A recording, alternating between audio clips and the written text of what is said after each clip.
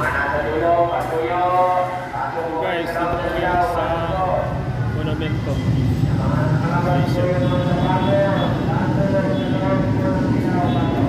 Kaalis na lang train. Hindi natin siya naabutan. Marami pa rin mga pasahero. Kahit online yung mga estudyante, no? Kahit maraming nagkuhan, maraming mga work at home, pero punuan pa rin siya.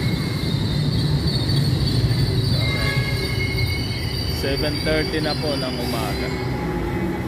Ayun. Magre-report ko ako sa office kasi mag-dispatch ko ako para makuha ko yung flight details sa kontrata. Kaya nagahan ko dahil pinapareport na naman ako. Bali kung okay ang lakad ko, matuloy ako sa Monday, balik doon sa Abu Dhabi, no? Iba ang panahon ngayon dito sa Pinas, sobrang init. Tapos sa Abu Dhabi naman panay ulan, nagbaha. So baliktad na. Yung mga deserto siguro doon maging gubat.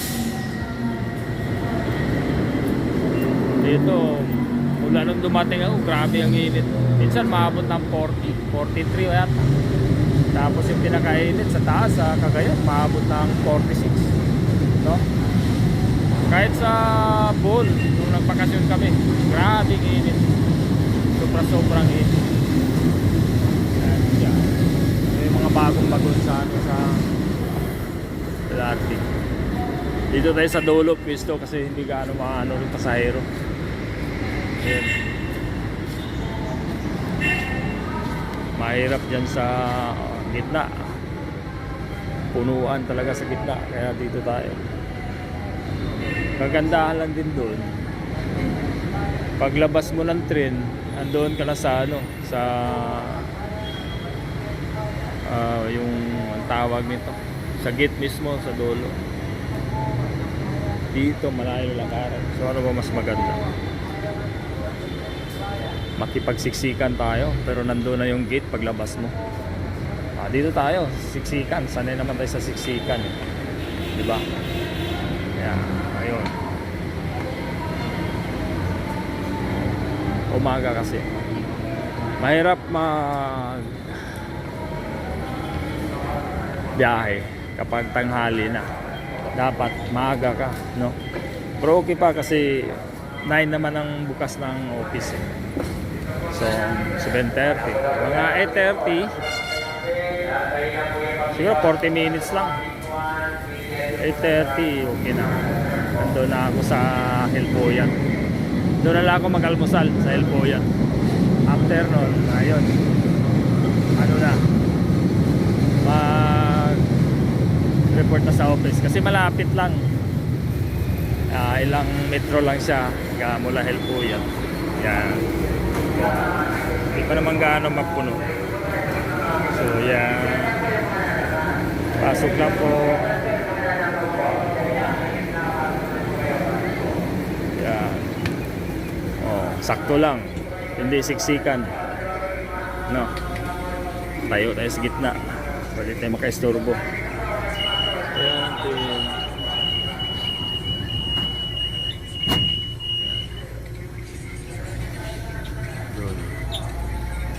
sorry. Kasi tama mo na. So guys, nasa Helpoyan na tayo, no? 30 minutes lang ang biyahe niya. Ayun yung train sinakyan ko, alis. So nasa kabilang side, tatawid pa ako. Ito yung itsura ng Helpoyan. Oh, may mataas na building na dito. Liner. So ang way ko sa kabila, kailangan pa natin tumawid. Ayan, tahimik. Online kasi ang mga estudyante ngayon, saka maraming nag-work at home, kaya hindi siksikan sa train. Kasi kung may mga pasok ka mga yun, nako, grabe siksikan dito. Magpalitan kayo ng mukha kapag may ano dating gawi, insert mo siya, yung iba patap-tap lang. Ayan, medyo nakaramdam na ako ng gutom. Tawid na lang sa kabila, mayroong maraming fast foods doon. Ayan.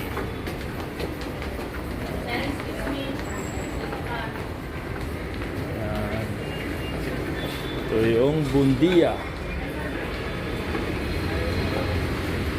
Dati nung nag-a-apply pa ako, sawa ako sa kababiyahe sa lugar na to. Tinabahas-bahas ko to. Kasi nung tinitirhan ko yung bar doon sa ano, yung karaoke bar doon sa may ano, Mapili banda. Hindi, dito sa ano, malapit sa Bundia siya. Kaso lang ano, ay tinatawag nila ng dikit-dikit. Andun yung mga maliliit na karaoke bar. Doon ako nagtrabaho dati. Siguro mga 8 months or 9 months ako doon nagtrabaho. Yun ang pang-survive ko sa ano, yung habang nag-a-apply ako. Oo. Swerte ako kasi nakapasok ako doon. Dahil yung tinitirhan ko sa Cavite, yung pamangkin niya, nag-work sa Japan as an entertainer. Tapos nakapag-asawa siya ng hapon. So siya yung kumupkup sa akin, si Ate Rita. So na malaking pasalamat ko kay Ate Rita. Saka si Mirna, yung kapatid niya, kasi siya yung naunang tumanggap sa akin doon eh. So at the time mga 1995, I don't, yeah, 95 June. Oh, lumapag ako sa Manila, ano lang, pera ko 900. Ganun lang ang pera ko sa bulsa. Galing probinsya sa Bohol. 900. Buti ano, nakapagtrabaho ako agad. Tapos yun ang ano ko. Yun, doon ako nakasurvive sa pag-apply ko sa Manila. Kasi ano eh, may trabaho ako. So ang ginawa ko, isa o dalawang beses lang ako mag-report o mag-follow up sa mga in-applyan ko. Talagang dinamihan ko ng pag-a-apply. Dinamihan ko yung mga ID noon kasi doon wala naman yung online eh. Hello. Diyan lang, kakain pa ako. Oh. Tapos papalo upin ko na lang. Naalala niyo yung kung sinong familiar dyan sa ano, Bright Maritime, Hanseatic, merong yung mga malalaking kumpanya, hindi ko ina-apply yan kasi masyado silang mahirap pasukan. May maraming mga ano, mga requirements, tapos mag-i-exam ka pa. Ang hirap pa kung wala kang backer, wala kang padrino, hirap pumasok. So ang ginawa ko, doon ako sa mga maliliit na ano, maliliit na kumpanya. So ayun, yung lahat na na-applyan ko sa awa ng Diyos nandyan pa rin, no? Pero hindi ako sa kanila nakasakay. Oo, hindi ako sa kanila nakasakay. Iba ang nasakyan ko, saglit ko lang ina-applyan. Anyway, kasi may padrino eh. Mayroon ako nakilala na sa ano, customer namin sa bar, sa karaoke bar. Yun, ano siya, recruiting officer siya sa isang kumpanya, sa GS company. Kaya doon, masarap ang pag-apply ko doon. Ang bilis lang, 2 months lang nakaalis ako kaagad. So yun yung unang ano ko. Pero kung hindi dahil doon sa karaoke bar na yun, doon ako nagtulog, tapos kumikita ako kasi maraming taping eh. Araw-araw hindi mawala 100, 200 gabi-gabi. Tapos kung Friday, malaki-laki ang maging tape mo, nasa 400 pataas. So yung sweldo ko sa karaoke bar na yun, hindi ko na inasahan. wala na siya. Ano lang talaga, mas ano sa taping, ganun. So yun, nung makasakay ako, ang nampisahan kong masakyan tugboat. Yun, yung mga tugboat na yun, ang may-ari nun, Grigo ang principal, Petrola, city company na siya sa Saudi, no? Then yung mga tugboat na yun, lahat ng trabaho sa kung anong kuha niya, minsan naghihila kami ng mga gibara papuntang Sudan, Egypt, or sa dyan lang sa Saudi, sa Jubail. Tapos ang pinakatrabaho talaga namin yung mag-assist sa yate ng Royal, yung mga Abdulaziz. Yun, dyan sa Saudi, yung mga Royal dyan, mga 8 years ako nag-serve dyan sa mga yate nila. 3 to 4 years sa tugboat, din sa yate, mga apat na sakay ako dyan sa yate. Doon nag-start ang pagyayate ko. So mula noon, hindi ko na inalisan ng yate. Kahit dumating yung mga time na medyo inalat-alat ako sa sakay, lalo na yung 2010. Nung 2010 yung recession, nako, after kong sakay noon sa Omega, galing ako Omega, 18 months ako sa Omega. Tapos nagkahigpitan yata sa sa Europe. Dahil lang sa isang misinformation sa yun, tungkol sa mga OFW sa Europe, sa Greece mismo. Dami kasi dong pinaprocess ng yate, tapos sa bahay lang pala magtatrabaho. Ayun pa yung mga nataas noon na sabi na dali lang sa ako. So yun, naghigpit yung embassy ng Greece. Ayun, ang hirap, no? So tagal naming na-process, nabutan na lang, pabalik ako. Yung ang hindi lang kagandahan doon kasi yung naghawak skippers, no? Alam mo na patakaran sa skippers talagang loko-loko yung kumpanya na yun, animal na yun.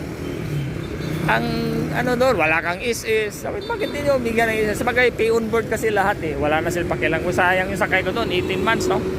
18 months ang sakay ko doon sa Omega. Walang hulog sa is-is. Kaya yun ang mga iwasan nyo, guys, mga seaman. Iwasan nyo, no? Kung hindi man mahulugan, at least may sweldo kayo.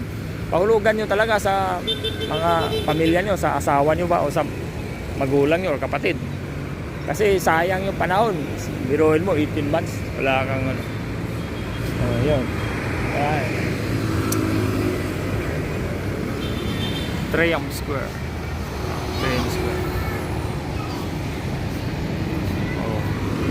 So nung nasa Omega ako, pagbaba ako,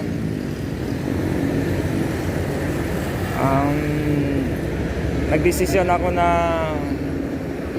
muna kasi nga hindi nga ako nakabalik. Kinabutan kami ng season. Tapos na yung medical ko sa Makatimid. Hindi naman kami pinaalis dahil nagbiyahe na yung yate. So hintay na naman kami ng ilang buwan na makabalik yung yate sa Greece. So wala na. Ang masaklap doon, napakahigpit ng medical sa Makatimid. Ang laki ng ginastos ko. Tapos yung ginastos ko sa medical, refundable yun kung makasampa ka sa Omega, sa yate. Hindi kami nakasampa. So tabla yung ko. Natabla yung gastos ko sa medical. Yun ang masaklap. Ang sakit talaga. Sakit. Biruin mo halos 22 months akong walang trabaho. 22 months. Isipin mo yun, 22 months ka, tapos nangupahan ka ng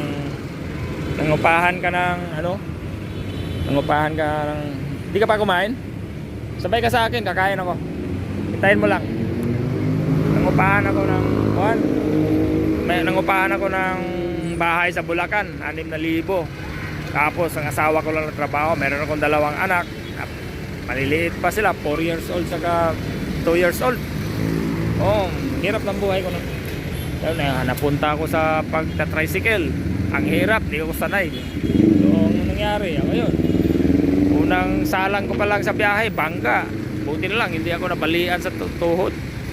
So, saklap, no? Kaya ano lang, tsaga-tsaga lang talaga. Ang taas ng ano ko doon sa panahon na yon, 22 months ha, bago nakasakay. Tapos nakasakay ako, isipin mo magkano lang, galing akong 13 euro sa Omega, 13 euro. Magkano ang euro? 70, 68, ganun. Galing ako 13 euro, 22 months ako walang trabaho. Tapos ngayon nakasakay ako. Dahil sa matagal na akong tambay, almost 25, 22 months na, magto 2 years na. So, mahirap na ibalik, di ba? Parang questionable na yung mga sakay mo. Pag-apply mo, bakit hindi ka nakaano, may bulyaso ka, ganun. Iniisip nila may bulyaso ka, may ginawa kang masama, di ba? Kasi nga matagal ka, bakit hindi ka nakabalik? Sa totoo lang, kung aalatin ka talaga sa pag-apply mo, aalatin ka talaga. Dahil noong mga time na yun,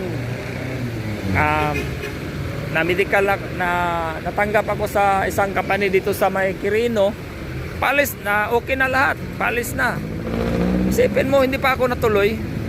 Oo, hindi pa ako natuloy dahil pinalitan daw ako ng babaeng dekhan, yung kapitan na sasakyan mo. Ceiling boat siya, ceiling boat. Hintay lang brad ha, saglit lang, kakain tayo ha. Tapos yun, ano, ang maigi na lang ang medical ko doon, hindi, gastos nila. Pero natanggong talaga ako. Tanggong ako ng 3 months doon. Oo. Tapos naman, yun lang yun ha, paalis ka na, hinintay mo na lang ano. Same din nangyari sa kuan, nung ipinaprocess ko yung kuan ko, yung medical ko. So wala talaga yung time na yun. Nagtiis talaga ako dito sa Pinas. Nagta-tricycle ako. Tapos pagta-tricycle ko, minsan dahil nagtitinda pa ako ng damit dahil galing akong Taytay, kabisado ko yung mga ano doon. Yung nagtinda akong damit, mga ano, pambata, may mga blouse, duster, ganon. Mga shorts, leggings, ganon. Tapos di pa ako nakontento. Naging fish vendor pa ako. Oo, kahit hindi ko alam yung nabutas, pinuntahan ko yun. Talagang kahit hulihin yung tricycle ko. Oo. Nagtinda ako, namili ako ng isda doon, tinda ko sa araw. Ang hirap pala magtinda ng isda, guys. Nako, isipin mo, puyat ka, ano ka sa ano mo. Tapos ngayon, yun nga, ang hirap. So, sa tsaga-tsaga, yung ano, balik tayo doon sa, mayroon namang ano sa akin, tumanggap. Mantakin mo, galing akong 13 euro. Tapos ang masakyan ko 800 lang dollars. Ang laki ng kaibahan, no? Tapos ang layo ng palitan nun, diferensya 15 nun sa dollar to euro or 12, ganon. Pero wala akong choice dahil matagal akong tambay. Yun. Tara, pasok tayo, kain tayo.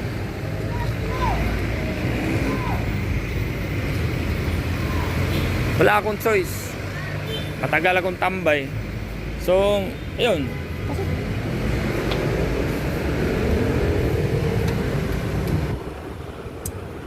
So, ang ginawa ko, pirma ako kontrata, sinakyan ko sa, pili ka na sa'yo. Pili ka na sa'yo. Tapos yun, ang kuwan, sumampa ka doon. So, pagdating doon, sipin mo, 2 months nang ako doon, 2 months, 2 ng buwan trabaho ko. Ang sistema pala, mag-CE ka lang, tapos hindi ka pa makademand sa CE mo. Morning, ano sa'yo? Yung 160, okay yun? Or itong D3, 190. 190? Ay, spaghetti. Spaghetti, pambata lang yan. Heavy meal. Huwag yung pambata. Oo. Ayan. Sige, yan. 230. Fully loaded boxes. Ha? Okay.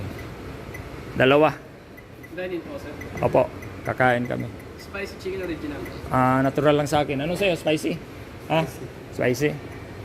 Ano drink, sir? Iced tea lang. Ikaw, anong drinks mo? Iced tea. Iced tea ako. Sige. Large yung iced tea. Okay ba yun? Large. 520. 520? Kala ko ba 230? Ah, dahil sa iced tea. Dalawa po, sir. Mm. Dalawang order po. Oh, dalawa. 520. 520 siya. 30 kasi sa iced tea, sir. So, cut muna. Hawakan mo muna. Hawakan mo. Huwag mo ano yung camera. Yan. Dito. Duko tayo guys. Picturean mo. Oh. Duko tayo, bayad. So, yun ang nangyari, no? Iyak yung ano ko. Iyak yung asawa ko kasi 2 months na nga eh. Eh, ang dami nga naman yung problema. 2 months lang. 2 months na walang alod. So, doon pasaklap. Guys. Hanggang dumating yung time na ano, na talagang wala ka na magawa kundi yun lang. Tanggapin mo na lang kung ano yung ano sa Alis kami siya. pagbabarko mo. Ay, na. Tapos ngayon, natapos ko yung 6 months, baba. Tapos tambay. Mula nung sumakay ako, pagbaba ko 6 months. Siyempre, ang hirap ang dinanas ko doon. Ang hirap ang dinanas ko doon. Ang nangyari, tawag dito. Nagdesisyon ako hindi bumalik. Nagdesisyon ako hindi bumalik. Di bali na maghirap ako sa Pinas, mag-tricycle o magtinda kaysa sistema doon. Yung 30k na sinahod ko doon, di bali nagkikita ako sa Pinas ng mga 15k. Kasama ko lang pamilya ko. So, yun, mula 22 months, sakay ng 6 months. Tambay na naman ako, 11 months. Talagang dinesisyonan ko. Sabi ko sa asawa ko, ay, kung magpakahirap man lang ako sa ganong sweldo, wag na. Tiisin ko na lang dito sa Pinas. Total, may trabaho ka naman. Hindi naman tayo magugutom pa. Ayun lang. Kailan tis-tis tayo. Ano to, dalawa na? Isa pa lang. Dalawa ba po? Ha? Dalawa po yan, sir. Dalawa na. Sige, kunin mo na. Ayun, kakain kami. Nakita ko lang si Brad doon sa ano. Medyo fail. Diyan tayo. So, ayun.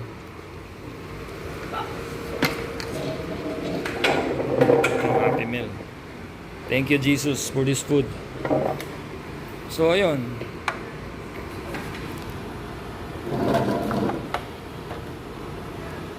Ayan si Brad. 11 months. Tinagtyagaan ko na manatili sa Pinas. Hindi ako bumalik. So yan. Hanggang dumatayon na. Balik ako sa Kalaw. Hanap ng doon. Sakto. Itong barko na sinakyan ko ngayon na mag 11 years na ako. Itong yate na to. Ito yung bumangon talaga sa akin sa kahirapan. Binigay ito ni Lord sa amin, pamilya. Binigay ito ni Lord sa lahat ng mga matatagal na tambay ng mga seaman na galing sa mga passenger yate. Nag-abot-abot kami doon ng mga may edad. Mabait yung kapitan doon. Talagang Tapos, yun. Satisfied ako sa sweldo, satisfied ako sa trabaho, satisfied ako sa mga kasama ko, sa mga opisyal ko. Kain ka. Hayaan mo muna ako. Tapos yun. Hindi ko na siya pinakawalan. Nagtyaga ako. Hanggang, ayun, na-promote, ganun. Tumaas yung sweldo, ganun. Sa madaling salita, kontento ako sa yun. Kaya ganun lang guys. Kung marino ka. Pag hindi ka masaya sa isang lugar, huwag kang magpag-away. Umalis ka ng maayos. No? At least hindi wala kang masamang record, no? Ganun yun. Saka mahalin mo yung trabaho mo. So, sige guys, kain muna kami ha. Kain muna kami ni Kuya. Kuya, enjoy your meal ha. Okay. Sige.